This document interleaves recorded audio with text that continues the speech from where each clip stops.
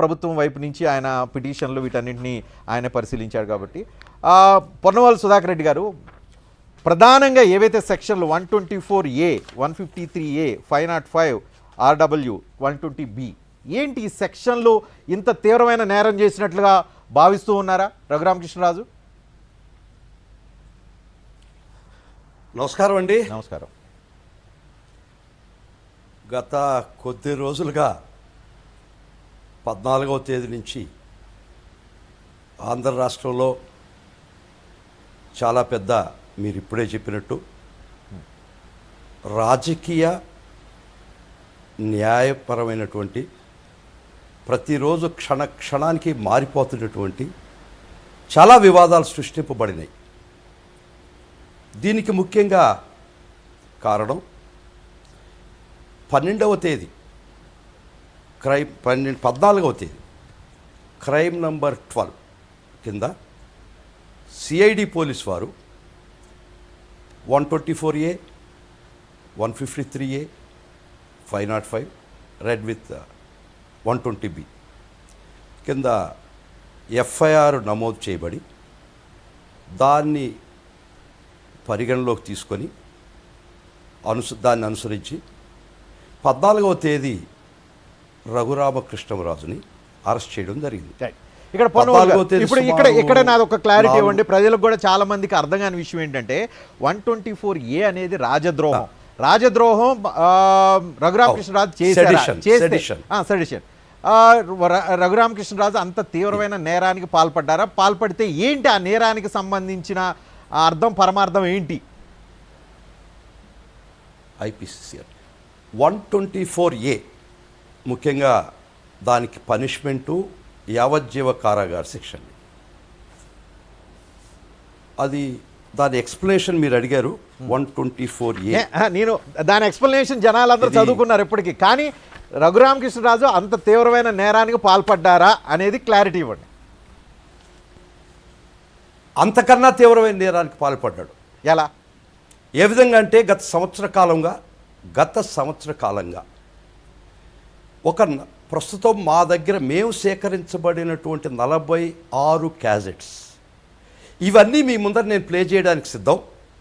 మీరు ఎప్పుడు స్టూడియోకి రమ్మన్నా వచ్చి 46 క్యాజెట్స్ ముఖ్యంగా 2 ఛానల్స్లో ప్రతిరోజు 1 గంట స్లాట్స్ ఇవ్వబడి దాన్ని రచ్చబండాలి ప్రోగ్రాము పేర్కొనబడి, కానీ ప్రజలకు అది రచ్చబండో పచ్చబండో మటుకు తెలియదు. ప్రజల దృష్టిలో ఆ ఛానల్స్ దృష్టిలో దాని రచ్చబండాన్ని దాని నామకరణం చేశారు. ప్రజల మనసులో అది పచ్చబండగా ముద్రింపబడ్డది. రైట్. ఆ పచ్చబండ మీద కూర్చొని రోజుకు 1 గంట స్లాట్ ఇవ్వబడి 46 క్యాజెట్లు ప్రస్తుతం మేము సేకరించినాం. ఏ క్యాజెట్ చూసినా 124A ప్రకారం ప్రతి క్యాజెట్లో దాన్ని నేరం ప్రస్ఫుటంగా కనబడుతుంది. కానీ పొన్నవాళ్ళు గారు, నేను ఈ కేసులు నమోదు చేయబడిన తర్వాత రకరకాల డిస్కషన్స్ రకరకాల ప్లాట్ఫామ్లో జరుగుతూ ఉన్నాయి.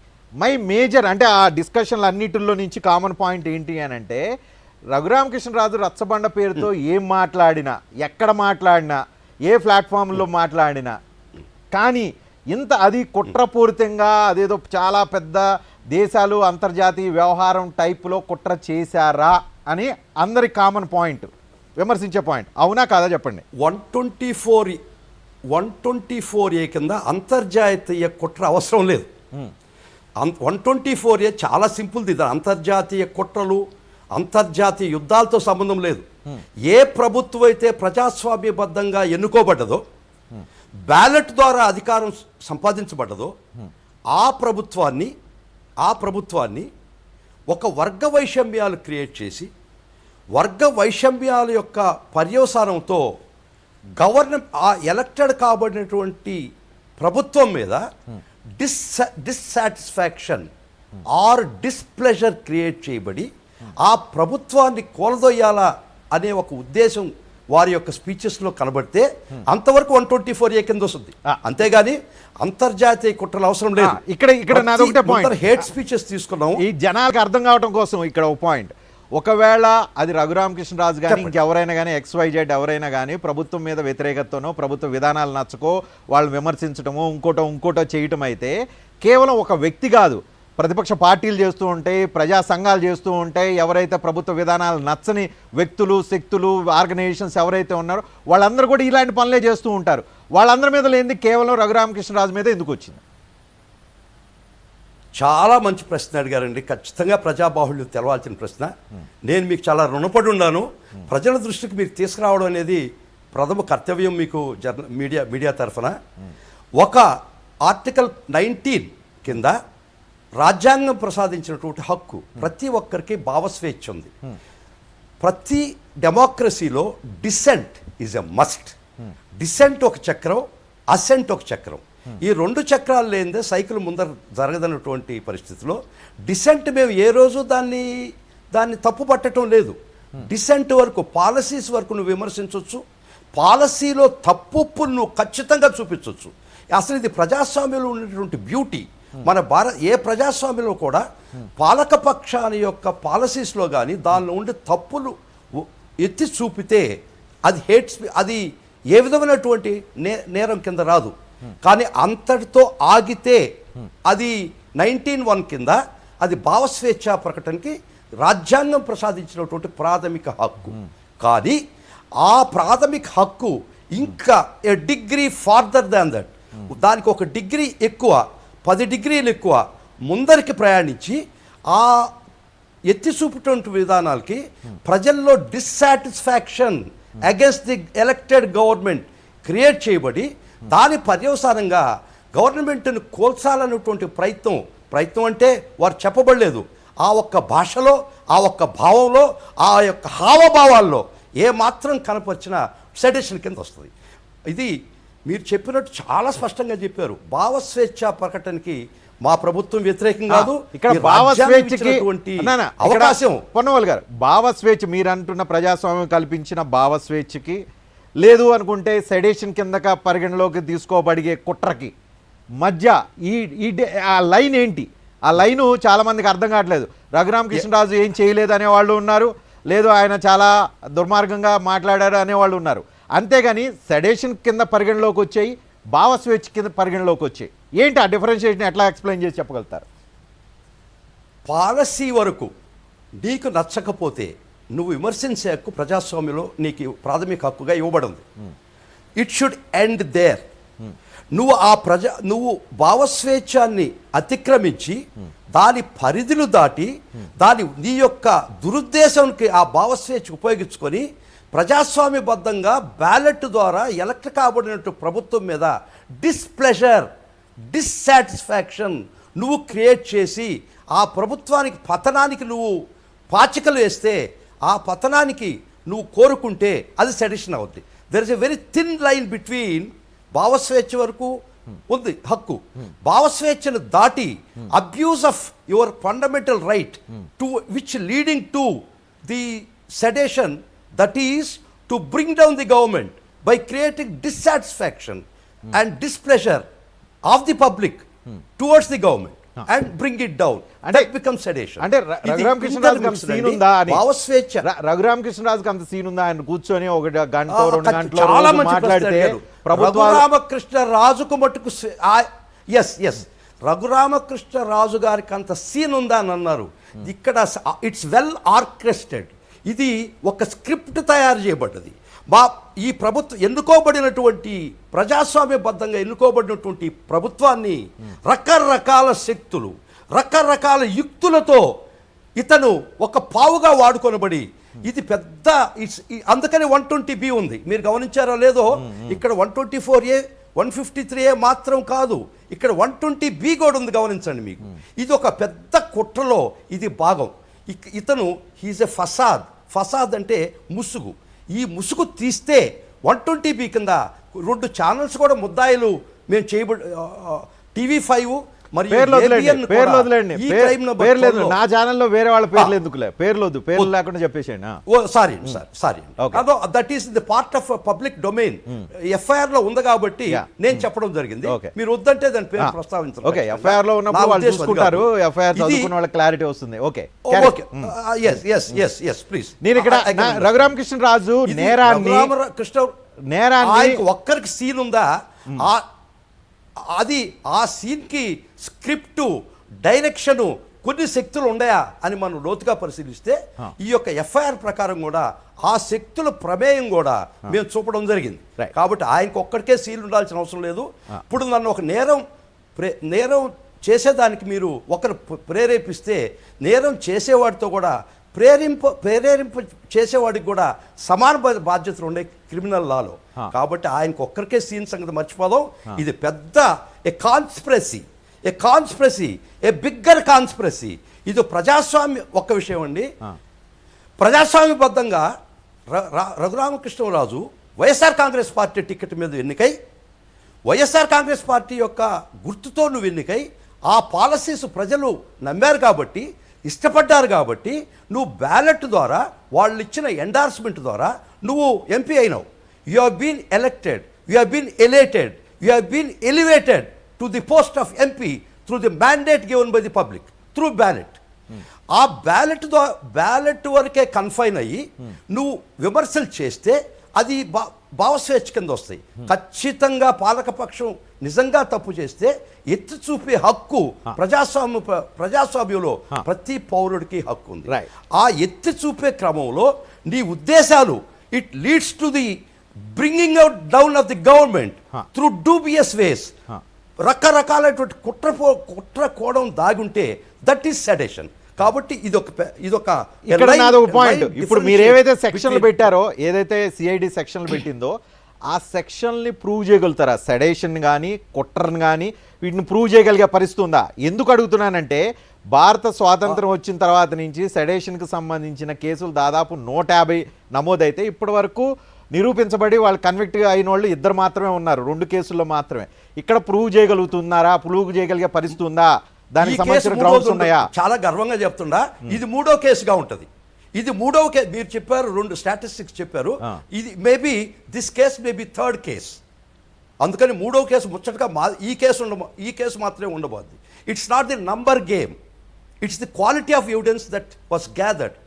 ఒక దీనిలో సాక్ష్యం యొక్క పదును, సాక్ష్యం యొక్క లోతు ఈ కేసులో 41 క్యాజెట్స్లో నిక్షిప్తమైనటువంటి క్యాజెట్స్. That is, the evidence is embedded in the video recorded cassettes. There are 2 రకాలైనటువంటి సాక్ష్యాలు ఉంటాయండి. One is oral evidence, one is documentary evidence. To disprove oral evidence is very easy. To counter oral evidence is easier, but it's highly difficult to counter a documentary evidence. ఒక లాలో ఒక పదం ఉందండి, రెస్ ipsa loquitur, అంటే the thing speaks for itself. మేము దీన్ని ఓరల్గా చెప్పాల్సిన అవసరం లేదు. A simple playing of the cassettes, 45 cassettes are as on today the prosecution secured, and it is so much crystal clear evident that the sedition part, the conspiracy part to bring down the elected government by creating displeasure, it is by creating enmity between 2 communities, 2 communals. ఇది 2 మతాల మధ్య ఉండొచ్చు, 2 కులాల మధ్య ఉండొచ్చు. వీటి రెండింటి మధ్య నువ్వు తకరాదు ప్రేరేపించి నువ్వు ఈ 2 కులాలు కొట్టుకొని అశాంతి క్రియేట్, సమాజంలో ఒక అశాంతి క్రియేట్ కాబట్టి ఆ అశాంతి ద్వారా ఈ గవర్నమెంట్ మీద, ప్రజాస్వామ్యబద్ధంగా ఎన్నుకోబడినటువంటి గవర్నమెంట్ మీద డిస్సాటిస్ఫాక్షన్, డిస్ప్లెజర్ క్రియేట్ చేసినాడని ఎవిడెన్స్లో ఏమాత్రం ఒక సామాన్యుడు ఆ క్యాజెట్స్ చూసినా, ఒక సామాన్యుడు దాన్ని విన్నా, it is so clear that the intentions of Raghuram-Krishnaraju and the people who were behind him, who are behind him, who were behind him, who would be behind him is so evident. That is, అందుకనే 120B add చేయడం జరిగింది. Okay, ఇప్పుడు రఘురామకృష్ణరాజు నుంచి case, Raghuram మీరు అంటున్నారు కొంతమంది కలిసి కుట్రా అని అంటున్నారు. ఓకే, అందరూ ఒక్కళ్ళు కలిస్తే ఒక్కళ్ళు చేస్తే కాదు, కొంతమంది వ్యక్తులు సమూహాలు లేకపోతే ఇంకోళ్ళు చేస్తే కుట్ర అంటున్నారు. నెక్స్ట్ ఎక్కడికి వెళ్తుంది చేయాలంటే ఒక్క ముద్దాయి ఉన్నప్పుడు 120B చేయడానికి లేదు.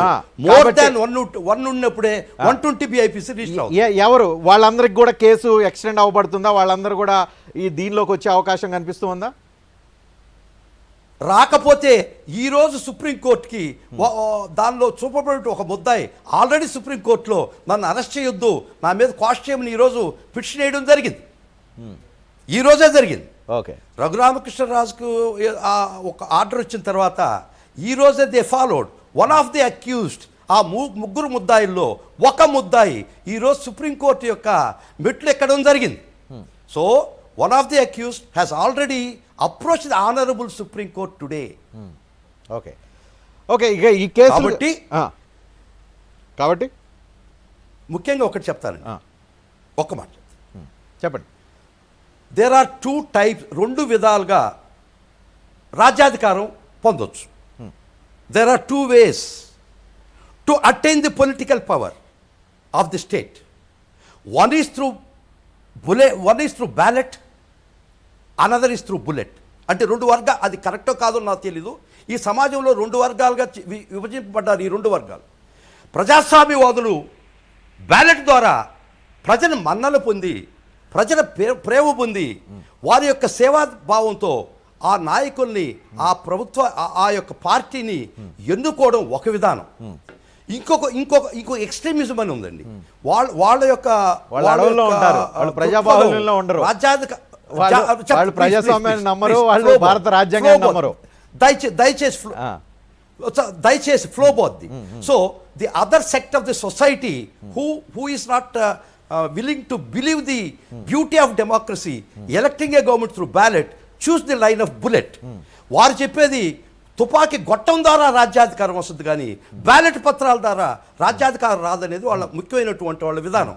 అదేవిధంగా మనం విన్నాం గతం చరిత్రలో గౌరవనీయులు తరిమెల నాగిరెడ్డి గారు, వారు ఎమ్మెల్యేగా ఉన్నప్పుడు అప్పుడు వారు ఒక మాట చెప్పారు, ఈ అసెంబ్లీలో బాతాకాని క్లబ్లని రిజైన్ చేసి పారేసి, ఇది చాలా ముఖ్యం, అది వారిష్టం, ఇది రాజ్యాధికారం ఏ విధంగా సిద్ధించబడద్ది అనేది అది వారిష్టం, అది వారి వ్యక్తిగత ఇష్టం. కానీ బ్యాలెట్ ద్వారా ఎన్నుకోబడినటువంటి తరిమెల నాగిరెడ్డి గారు, ఈ సిస్టమ్ నాకు నచ్చలేదు, రాజ్యాధికారం బ్యాలెట్ ద్వారా వచ్చింది నాకు ఇష్టం లేదు అని రిజైన్ చేసేసి, తుపాకీ గొట్టం ద్వారా రాజ్యాధికారం వస్తుందని ఆయన నిర్ణయించుకొని తనకి ప్రజలు ప్రసాదించినటువంటి అసెంబ్లీ స్థానాన్ని త్యాగం చేసి ప్రజల్లో గలిచిపెట్టి భుజాన్ని తుపాకు పెట్టుకుని అడవులకు వెళ్ళాడు. Okay, now also possible. Raghurama Krishna Raju ఈ బ్యాలెట్ ద్వారా, ఈ వైఎస్ఆర్ కాంగ్రెస్ పార్టీ పుణ్యం వల్ల, ఈ వైఎస్ఆర్ కాంగ్రెస్ పార్టీ వాళ్ళ పాలసీస్ వల్ల నువ్వు బ్యాలెట్ ద్వారా అధికారం సిద్ధించుకొని నీకు ఇది ఇష్టం లేకపోతే నువ్వు కూడా రిజైన్ చేసేసి, నువ్వు కూడా భుజాన్ని తుపాకు పెట్టుకొని అబూచి మూడన్న వెళ్ళిపో, లేకపోతే ఛత్తీస్గఢ్ అన్న వెళ్ళిపో. అది నీ హక్కు, ఇబ్బంది లేదు, ఎవ్వరూ బాధపడరు, ఎవ్వరూ తప్పు పట్టరు. కానీ మరలా చెప్తున్నా, నువ్వు you are requiring to have best of the both world's.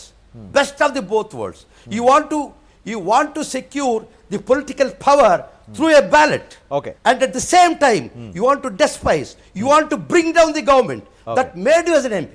నిన్ను ఎంపీ స్థానంలో నిలబెట్టినటువంటి, నిన్ను ఎంపీ స్థానంలో కూర్చొనిబెట్టినటువంటి ఈ పార్టీని, అది ఇక్కడ సామెత చెప్తాను, అది ఎంతవరకు నేను సబబోత్, అది as a proverb, kindly take it as a proverb for and nothing more than that.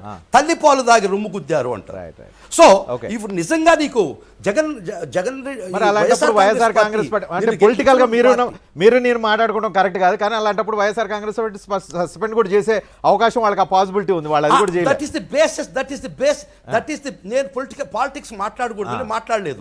That is the basis crux of the FIR. నేను రాజకీయాలు మాట్లాడకూడదు, మాట్లాడటం లేదు. ఈ ఎఫ్ఐఆర్ యొక్క ప్రాతిపదిక మీ దృష్టికి. ఓకే, ఇప్పుడు ఎఫ్ఐఆర్ పాయింట్స్ అయిపోయినాయి. ప్రాతిపదిక కోర్టులో 2 రకాల కీలకమైన పాయింట్స్ ఉన్నాయి. క్విక్ గా 5 minutes లో క్లోజ్ చేద్దాం. పాయింట్స్, కీలకమైన పాయింట్స్ ఏంటంటే, రఘురామకృష్ణరాజు కాలికి గాయాలని 3rd degree ప్రయోగించాలని ఆరోపణలు. ఆ ఆరోపణల నేపథ్యంలో మెడికల్ రిపోర్ట్ వచ్చింది. రిపోర్ట్లో అవి ఎవరు కొట్టలేదు, అది ఒక డిసీజ్కి సంబంధించిన ఇష్యూ అని చెప్పి. సో ఈ మొత్తం వ్యవహారంలో ఎందుకింత కన్ఫ్యూజన్ గురి కాబడింది? ఇక్కడ ప్రాసిక్యూషన్ కానీ స్టేట్ కానీ ఎక్కడ కన్ఫ్యూషన్ గురి కాలేదు. ఇక్కడ 14వ తేదీ అరెస్ట్ కాబడిన తర్వాతనే వారు ఎఫ్ఐఆర్ రిజిస్టర్ చేసినాక ఆయన అరెస్ట్ కాబడ్డాడు. అరెస్ట్ అయిన తర్వాత సిఐడి ఆఫీస్కి తరలింపబడే లోపలనే 7 గంటలకి హౌస్ మోషన్ పిటిషన్ గౌరవ హైకోర్టులో ఫైల్ చేయడం జరిగింది ఆయన తరఫున. ఎఫ్ఐఆర్ కాపీ కూడా వాళ్ళ హౌస్ మోషన్ పిటిషన్కి జత చేయకుండానే వాళ్ళ హౌస్ మోషన్ ఫైల్ చేయడం జరిగింది. ఇన్సిడెంటల్గా నేను స్టేట్ తరఫున సిఐడి తరఫున అపీర్ కావడం జరిగింది. అది సింగిల్ జడ్జి గౌరవనీయమైనటువంటి సింగిల్ జడ్జి గారి దగ్గరికి హీరింగ్కి వచ్చింది. అది హీరింగ్కి వచ్చే తర్వాత రాత్రి 10:30 సమయం అయింది. దాని ఎఫ్ఐఆర్ కాపీ కూడా లేదు వాళ్ళు ఫైల్ చేసిన దానిలో. 10:30కి నాకు బ్లూ జీన్స్ యాప్ నాకు కాల్ వచ్చింది ఫోను. నేను బ్లూ జీన్స్ యాప్లో నేను లాగిన్ అయినాను. అప్పుడు గౌరవ న్యాయమూర్తి వారు బెయిల్ పిటిషన్ వేసేసాడు. అప్పటికి ఇంకా వారు సిఐడి ఆఫీస్ కూడా చేరలేదు. చేరకపోయే ముందర బెయిల్ అప్లికేషన్స్ వేస్తే దానికి ఏ కాగితం జత చేయబడలేదు. ఓకే, ఎఫ్ఐఆర్ లేదు, ఎంక్వైరీ రిపోర్ట్ లేదు, ఏమీ లేకుండా bald a wild and bald bail petition was filed. Okay, అప్పుడు జడ్జి గారు దీనికి ఎఫ్ఐఆర్ లేదయ్యా, అసలు ఏంది దీని బ్యాక్గ్రౌండ్ ఏంది, కేసు ఏంది, పూర్వాపరాలు నాకు తెలియదు, కాబట్టి రేపటికి వేస్తున్నాను, అంటే టుమారో దట్స్ 15th 15వ తేదీ మధ్యాహ్నం 1 గంటకి వేస్తున్నాను ఈ కేసు. అప్పటికి నన్ను ఆదేశించడం జరిగింది గౌరవ న్యాయమూర్తి వారు. ఎందుకంటే ప్రాసిక్యూషన్ తరఫున షార్ట్ కట్ లో